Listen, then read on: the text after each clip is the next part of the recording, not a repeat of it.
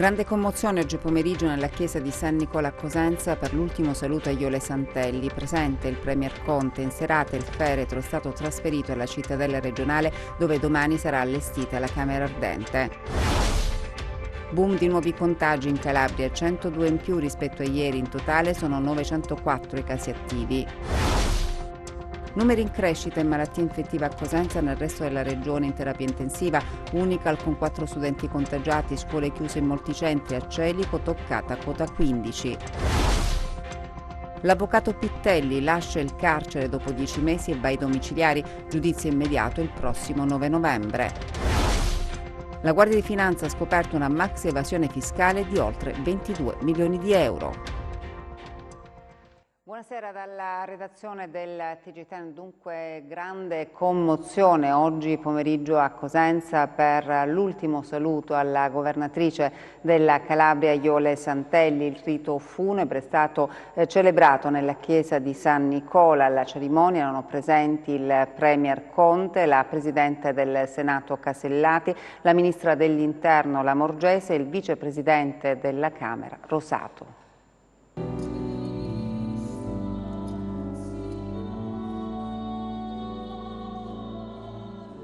Cosenza saluta per l'ultima volta Jole Santelli, primo governatore donna della Calabria. Nella chiesa di San Nicola i funerali concelebrati dal vescovo Nolè, dal vescovo emerito Nunnari e dall'eparca di Lungro Monsignor Donato Oliverio. Accanto ai familiari della Santelli, esponenti della politica regionale e nazionale. Nonostante il momento difficile, il Premier Conte è arrivato da Bruxelles, segno concreto, tangibile della sua vicinanza alla famiglia di Jole Santelli e a questa terra. Agli occhi lucidi e visibilmente provato il Presidente del Consiglio. Siede in prima fila, a breve distanza siedono il Ministro dell'Interno Lamorgese, il Presidente del Senato Maria Elena Casellati e il Vicepresidente della Camera Ettore Rosato. C'è dolore sincero, tangibile per la perdita di una donna delle istituzioni che ha lavorato con determinazione e passione per questa terra. Oggi è un momento di dolore e sconforto per la perdita di una persona cara, afferma Monsignor Nolè nella sua omelia. In questo giorno di lutto e di silenzio, guardando la sua brillante personalità, vogliamo comunque chiederci cosa ci lascia Jole come testamento e testimonianza di cui farne tesoro. Jole ci lascia la dignità, la delicatezza e la riservatezza nella gestione della sua vita personale e pubblica, non cedendo alle provocazioni a cui il mondo attuale ci sottopone, continua il presule. Ci lascia il coraggio con cui ha affrontato la malattia, non facendola pesare sul lavoro amministrativo e sulla sua azione politica. La messa si conclude con un ultimo intervento di Monsignor Nolè. La Jole ha fatto già un miracolo. Ha radunato qui tanti rappresentanti delle istituzioni, Presidente del Senato, che ringraziamo, Presidente del Consiglio, Ministro degli Interni, vedo anche un altro Ministro, Sottosegretario. Forse è una delle poche volte in cui tante autorità sono presenti. Noi sappiamo bene che siete venuti per rendere omaggio a lei, ma vogliamo dire anche grazie e che sia un incoraggiamento affinché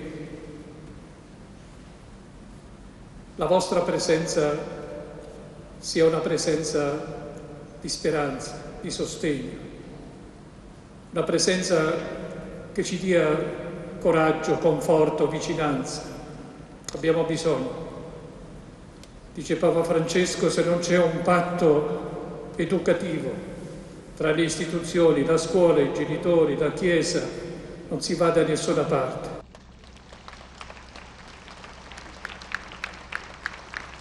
Un lungo applauso accompagna poi l'uscita del feretro dalla chiesa. Il Premier Conte si ferma davanti alla bara per un ultimo saluto. All'esterno tanta gente, una folla commossa che ha voluto salutare per l'ultima volta la governatrice Santelli.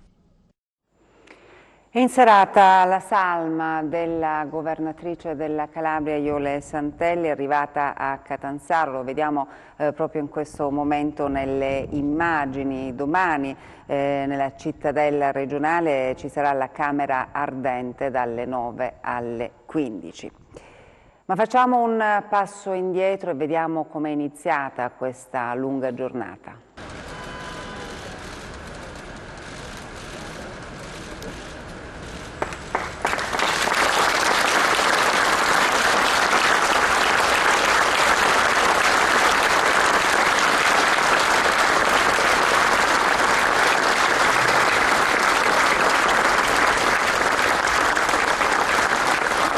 suo applauso accompagna l'uscita del feretro dalla casa che l'ha vista crescere in via Piave a Cosenza. È l'ultima volta che Iole Santelli varcherà quel portone. A salutarla in quest'ultimo tragitto che dalla sua abitazione incrocia la chiesa di San Nicola, oltre ai parenti e agli amici c'era tutto il quartiere a scortarla, i vicini di casa, i negozianti, il barista e tutta la gente che la stimava, la ammirava per quella forza e la caparbietà che ha dimostrato affrontando la politica e la malattia, che sono prerogativa delle donne coriacee. Le rose rosse e i fiori colorati come segno di un rapporto d'affetto indelebile, testimonianza di vicinanza profonda e di condivisione. Eccoli gli amici di Iole, e non solo, venuti da ogni parte della Calabria e d'Italia per dirle ciao.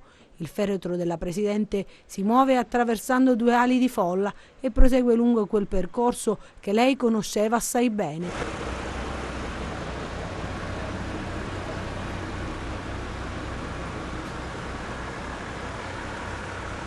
In attesa del corteo funebre i colleghi della Giunta si consolano a vicenda. Abbracci, lacrime, la commozione si tocca con mano. In cima alle scale davanti l'ingresso della chiesa ad attendere l'amica, oltre al parroco, c'è il sindaco di Cosenza, Mario Chiuto. I due hanno vissuto gomito a gomito per tanto tempo, condividendo gioie e dolori nel lungo processo amministrativo che ha visto Iole svolgere il ruolo di vice sindaco. Adesso sono gli assessori regionali, quelli che avrebbero dovuto essere i compagni di viaggio della nuova avventura, a caricarsi sulle spalle la sua eredità.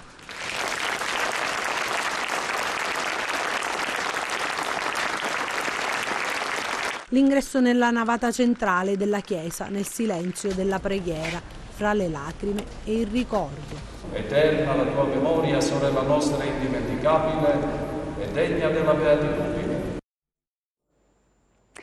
L'emergenza Covid e boom di nuovi contagi in Calabria, 102 in più rispetto a ieri, in totale sono 904 i casi attivi. Boom di nuovi positivi oggi in Calabria, sono 102 in più, mai così tanti dall'inizio della pandemia.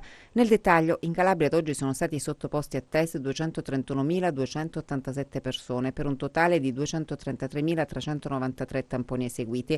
Le persone risultate positive al coronavirus sono 2.589, come dicevamo 102 in più rispetto a ieri, quelle negative 226.048. Territorialmente i casi positivi sono così distribuiti. A Catanzaro ci sono 106 casi attivi che comprendono 16 pazienti in reparto, 3 in terapia intensiva e 87 in isolamento domiciliare. I casi chiusi invece sono 308. A Cosenza i casi attivi sono 180, 12 in reparto, 168 in isolamento domiciliare. I casi chiusi sono 576. A Reggio Calabria i casi attivi sono 381, 23 in reparto, 1 in terapia intensiva, 357 in isolamento domiciliare, mentre i casi chiusi sono 429. A Crotone attivi sono 7 casi e si tratta di 7 persone in isolamento domiciliare. I casi chiusi sono 146. A Vibo Valentia i casi attivi sono 18 in isolamento domiciliare. I casi chiusi invece sono 114. I casi confermati oggi sono così suddivisi: a Cosenza 19, di cui un insegnante del liceo classico Telesio, una studentessa del liceo Fermi, un caso si segnala a Spezzano della Sile e 5 casi all'Università della Calabria. Sono inoltre sotto osservazione anche 2 scuole, una a Casole Bruzio e una a Camigliatello Silano. A Catanzaro sono 22 i casi registrati oggi, mentre a Vibo Valentia 3 e a Reggio Calabria 56. Dall'ultima rilevazione, le persone che si sono registrate sul portale della Regione Calabria per comunicare la loro presenza sul territorio regionale sono in totale 1150. E i contagi salgono un po' in tutta la regione, vediamo. Sono 13 ricoveri nel reparto di malattie infettive all'ospedale dell'Annunziata di Cosenza. L'incremento avvenuto nelle ultime ore è ancora più che gestibile dal punto di vista degli spazi dedicati al Covid-19 nel nosocomio Bruzio, ma è un segnale di quanto il virus, in proporzione all'aumento dei casi, possa creare problemi in alcuni soggetti fino a rendere necessario il ricovero. E oggi c'è anche un nuovo ricovero nel reparto di terapia intensiva. Si tratta di un anziano contagiato nell'ambito del focolaio di Celico. A Catanzaro sono 2 ricoveri in terapia intensiva e 1 nel GOM di Reggio Calabria. In base a quanto riferito nei giorni scorsi, sono 60 in totale i posti di rianimazione disponibili sul territorio regionale. Sono 13 i ricoveri nel reparto di malattie infettive dell'ospedale di Cosenza. L'incremento avvenuto nelle ultime ore è ancora più che gestibile dal punto di vista degli spazi dedicati al Covid-19 nel nosocomio Abruzzo, ma è un segnale di quanto il virus, in proporzione all'aumento dei casi, possa creare problemi in alcuni soggetti fino a rendere necessario il ricovero. Nessuna delle postazioni di terapia intensiva è al momento impegnata, a differenza di quanto avviene in altri ospedali. A Catanzaro sono 2 i ricoveri in terapia intensiva, uno nel GOM di Reggio Calabria. In base a quanto riferito nei giorni scorsi, sono 60 in totale i posti di rianimazione disponibili sul territorio regionale. Il caso, rilevato negli uffici dell'azienda ospedaliera, ad esempio, ha costretto ad effettuare uno screening di circa 150 test che hanno già rivelato 2 positivi tra i dipendenti amministrativi, così come il focolaio di Celico, dove continua a crescere il numero dei positivi, adesso sono 15, per il quale l'ASP vuole predisporre un drive-in nello spazio antistante una sala di ricevimenti di Montalto. Ha reso pubblica la propria positività il capogruppo PD alla regione Mimmo Bevacqua. Intanto, anche all'Unical si registrano 4 casi di positività. I contagi riguardano 2 studenti della provincia di Cosenza e 2 da altre province. La task force dell'azienda sanitaria provinciale di Cosenza ha fatto scattare l'indagine epidemiologica per risalire ai contatti dei 4 studenti. Sanificati questa mattina i locali della provincia di Cosenza. I casi a San Nicola Arcella diventano 9. L'ultimo, in ordine di tempo, è stato comunicato dal sindaco Barbara Mele e rientra nel focolaio già attivo. 3 i positivi nell'area del Pollino. A Frascineto si tratta di una donna ricoverata all'Annunziata, un caso che potrebbe essere collegato a quello emerso a Castrovillari, visto che si tratta di persone straniere della stessa nazionalità. Sempre a Castrovillari trascorrerà la quarantena un militare che opera fuori regione. Nuovo caso a Rossano, mentre nel Vibonese sono 3 i nuovi positivi, a Zaccanopoli, Vallelonga e Francica. Nel Catanzarese positività riscontrate a Botricello, Girifalco e Lamezia Terme. 2 le zone rosse istituite dalla Regione, Santa Eufemia d'Aspromonte nel Reggino e Torre di Ruggero nel Catanzarese. Capitolo scuole, chiuse oggi e domani quelle di Sersale nel Catanzarese, dove sono stati riscontrati 4 casi collegati a un soggetto residente che ha contratto il Covid-19 nei giorni scorsi. Si stanno ricostruendo i contatti antecedenti al 12 ottobre. A Belvedere Marittimo, sulla costa tirrenica cosentina, i test rapidi hanno imposto controlli più approfonditi su 6 studenti, convincendo il sindaco a sospendere le attività didattiche nell'istituto interessato. Identica decisione è stata disposta nel comune di Fuscaldo per 2 classi dell'ITIS frequentate da 2 studenti di Belvedere Marittimo. 4 classi dell'istituto Pizzi in quarantena a Palmi, lezioni a distanza per cautela fino all'esito dei tamponi, così come al Fermi di Bagnara, sanificazione dei plessi ad Anoia, perché molti giovani hanno avuto contatti con un soggetto positivo partecipando a una festa nuziale. A Bovalino in quarantena alunni, docenti e collaboratori di una sezione della scuola dell'infanzia La Cava. 3 infermieri e un paziente positivo al Covid, per questo motivo è stato chiuso il reparto di ortopedia e traumatologia del grande ospedale metropolitano Bianchi Melacrino Morelli di Reggio Calabria. All'Ocri oggi la commemorazione di Franco Fortugno, il vicepresidente del Consiglio regionale ucciso il 16 ottobre del 2005 a Palazzo Nieddu. Sono passati 15 anni dalla morte di Francesco Fortugno, assassinato all'Ocri appunto il 16 ottobre del 2005. L'omicidio avvenne all'interno di Palazzo Nieddu del Rio, dove erano in corso le primarie per stabilire chi dovesse essere il candidato premier alle prossime elezioni nazionali.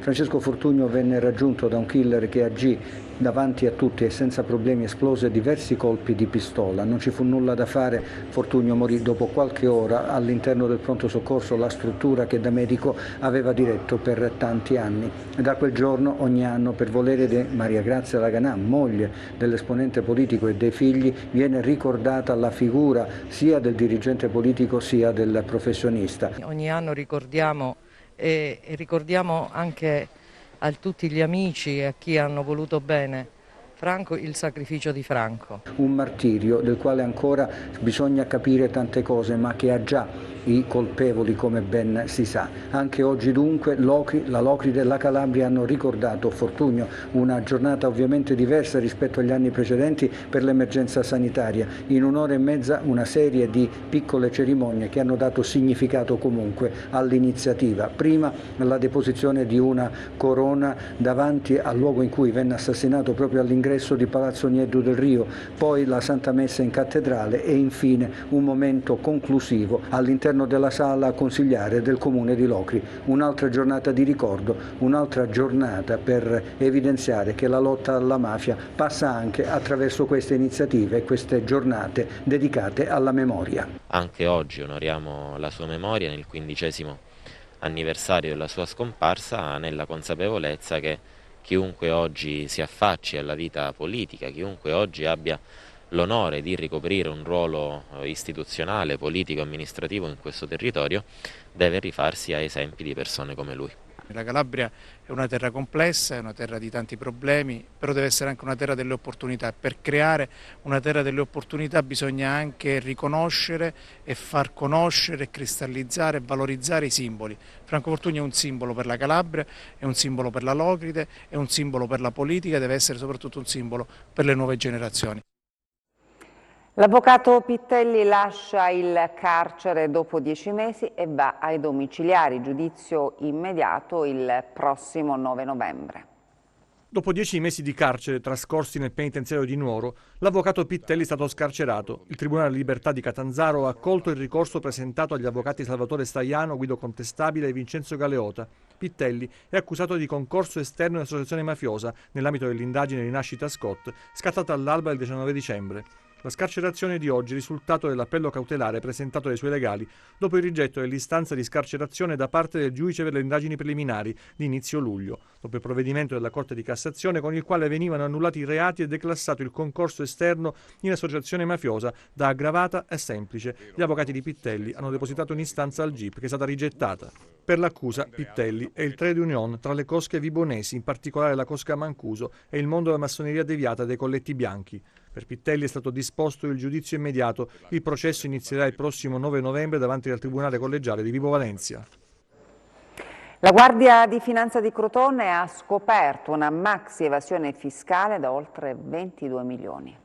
Piccoli contanti sequestrati dai finanzieri di Crotone insieme a beni mobili e immobili e disponibilità finanziarie per 14 milioni di euro. Le fiamme gialle del Comando Provinciale di Crotone, al termine di un'attività di polizia economica finanziaria, hanno scoperto una maxi evasione fiscale di circa 22 milioni e 700 mila euro da parte della società Croton Games, operante nel settore delle scommesse e del noleggio di apparecchi da divertimento e intrattenimento, le cosiddette slot machine. Nell'ambito dell'operazione denominata Johnny, eseguita nel maggio 2017, i finanzieri avevano scoperto che la locale di 'ndrangheta di Isola Capo Rizzuto, capeggiata dalla Cosca Arena, tramite società di bookmaker maltese che forniva alle piattaforme di gioco online alla Croton Games, aveva acquisito una posizione dominante nel settore del gaming a Crotone e nell'Interland, alterando gli equilibri concorrenziali, precludendo l'accesso ad altri operatori commerciali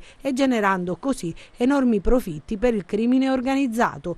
Dal 2017 la società è stata posta in amministrazione giudiziaria.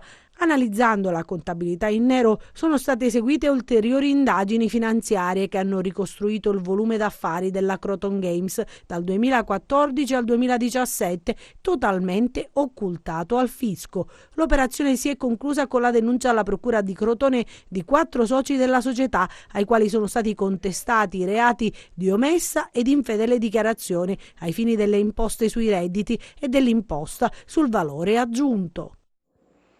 Oggi si celebra la giornata del cane guida. Grazie a loro le persone non vedenti riescono a muoversi in autonomia. Una giornata di sensibilizzazione sull'importanza dei cani guida ai quali non può essere impedito l'accesso in locali e mezzi pubblici. Oggi si celebra la giornata del cane guida. Questo nostro accompagnatore a 4 zampe, questi nostri occhi che ci permettono di girare l'Italia, in questo caso la Calabria, in lungo e largo. Però ahimè c'è sempre questa problematica di permettere ai nostri fratelli d'ombra con il loro accompagnatore di entrare nei bar, negli alberghi, sui mezzi pubblici e su altre cose. Qualcuno ci dice sì, il cieco può rientrare ma il cane rimane fuori. Ci sono delle leggi, la legge del 74, la numero 37, che ci permette che i cani guida devono entrare in tutte le parti dove entrano il cieco gratuitamente. Il cane dovete vedere come un uomo, un essere umano che accompagna i nostri fratelli d'ombra, i nostri ciechi, perché non hanno la possibilità, qualcuno non ha la possibilità di avere qualcuno che lo accompagna sotto il braccio, ma il cane che sostituisce a questa persona. Con lui ho la mia autonomia per intero, nel senso che vado ovunque, ho la mia libertà di uscire ed entrare senza appunto dover stare agli orari magari di accompagnatori, disponibilità o altro. La pagina sportiva, parliamo di calcio in attesa della sfida di Serie A tra Crotone e Juventus. Domani pomeriggio scenderanno in campo le calabresi di Serie B. Il Cosenza ospiterà il Cittadella e la Regina affronterà in trasferta la Virtus Entella. Non sarà il Malulla dei tempi pre-Covid, ma i 1000 che potranno accedere sugli spalti si faranno sentire. Sarà come una prima volta, dopo il silenzio delle gare post-lockdown e delle prime di questa stagione. Un assaggio delle emozioni che uno stadio con il pubblico può regalare per la gara con il Cittadella, proprio l'ultimo avversario che ha giocato nell'impianto cosentino prima dello stop dei campionati. Biglietti in vendita online al botteghino e nelle prevendite per i sostenitori che nel rispetto delle regole anti-Covid vorranno vivere la partita dei lupi allo stadio. Sarà la prima uscita per molti nuovi rossoblù. Il mercato ha regalato ad Occhiuzzi diversi elementi che il tecnico inserirà strada facendo. Domani potrebbe toccare già a qualcuno, soprattutto alle punte centrali. I nuovi si stanno integrando benissimo, non abbiamo avuto difficoltà nel loro inserimento, anche perché il gruppo che chiamiamo storico in questo sono molto bravi nel farli sentire subito a casa loro. Quindi io quello che a loro ho detto appena sono arrivati qua è la loro famiglia, la loro casa, siamo a disposizione, siamo qui per farli crescere, loro ci devono dare il contributo per far sì che insomma possiamo sempre fare cose migliori giorno dopo giorno. La Regina di scena a Chiavari, anche al Gastaldi ci saranno i 1000 spettatori. Per gli Amaranto qualche defezione a causa del Covid, con Plizzari fermato durante la permanenza in Under 21 e Del Prato negativo ma in isolamento obbligatorio. Guarna sarà tra i pali, Rolando a centrocampo e Denis in avanti in coppia con Menez. Adesso le ultime dalla borsa.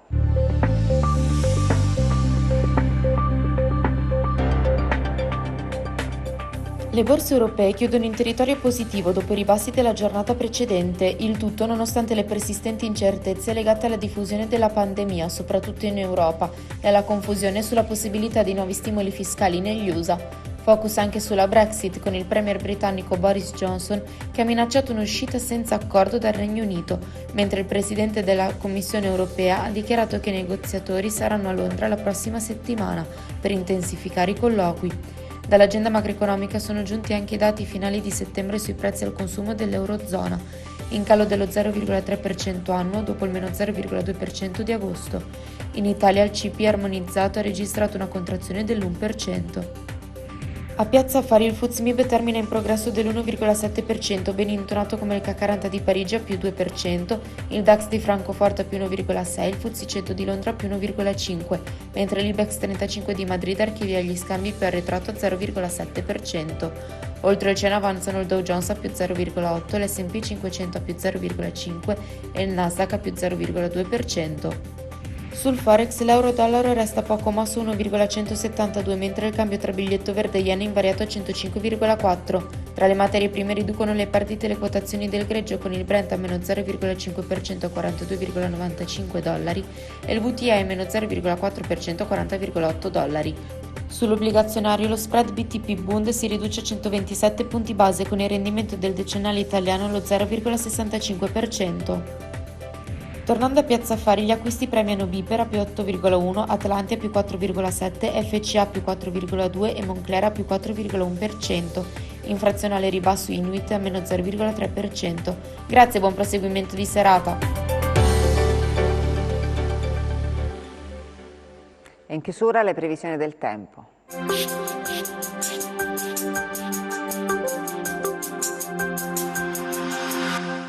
Ben ritrovati da Meteo in Calabria. Anche per venerdì e sabato un'area di bassa pressione alimentata da aria polare continuerà a dominare lo scenario europeo, convogliando sulla Calabria correnti occidentali che apporteranno variabilità con piogge sparse sui versanti tirrenici in un contesto di temperatura in diminuzione.